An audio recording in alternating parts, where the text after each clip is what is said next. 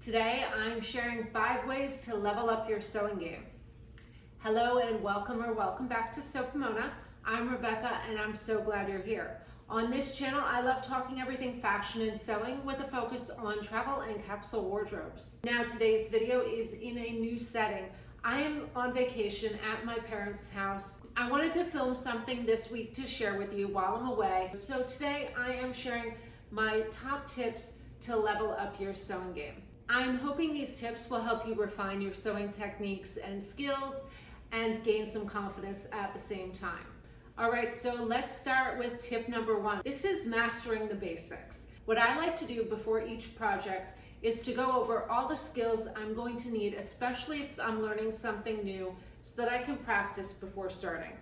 Use the fabric, test my stitches, make sure I know what I need to know for that project.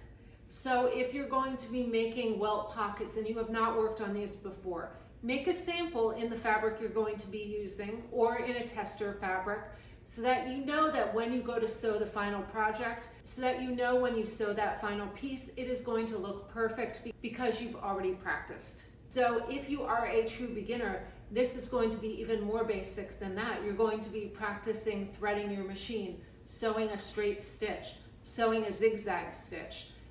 Really don't try anything on a project that you haven't tried in a practice fabric. And you can find a lot of great tutorials on YouTube on how to insert zippers, different types of pockets, different sewing skills that will help you when you go to finish your final project. Tip number 2, analyze ready-to-wear clothing. Because I sew everything, I don't really need ready-to-wear clothing very often, but I love to go shop and see what is out in the stores. And I will go for trends and inspiration ideas, but also to see how pieces are constructed. I will look at the interiors, see what finishes they're using, see if there's a different technique that I'd like to try out. While we were here, I went shopping with my daughter and my niece, and it was a great experience just to see the different things in all the shops. I did take pictures of some store windows as well as some pieces of clothing that I'd like to replicate. Tip number 3 is to take on new challenges. Try a project you have never done before. Don't be afraid to try new techniques and level up your skills. This could be sewing with new fabrics that you haven't tried before or learning a new technique. This is going to really help you to create garments that look professionally finished so that you don't feel like everything looks handmade. Each new challenge you take on is going to help you expand your sewing skills and level up your sewing process. Tip number 4 is to learn from your mistakes. Everyone is going to make these. You're going to mess up plenty of garments. I'd say about 10% of my projects end up true fails, but what you need to do is learn from these mistakes. Pay attention to why a garment is not working for you. Is it the style? Did you mess up a process of the sewing? I like to take notes of these, especially if it's a pattern I like. What went wrong with this garment?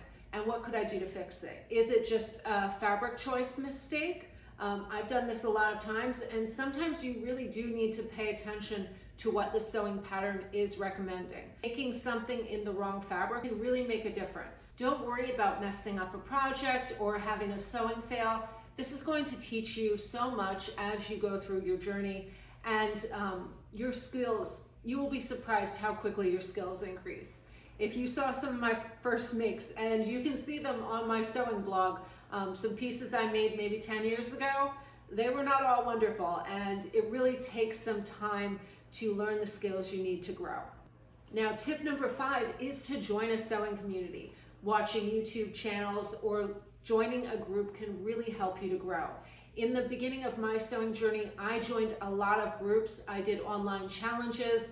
I tried new things, and it really helped me to interact with other people and learn as I went. The feedback you're going to get from a sewing community is going to be helpful and motivating, and it's such a nurturing community, which is why I love this hobby so much.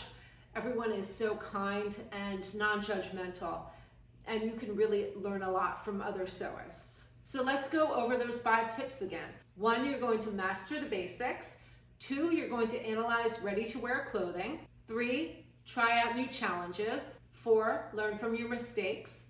And 5, join a sewing community. All right, I hope you found this video helpful and inspiring, and leave me a comment of what your favorite sewing tip is.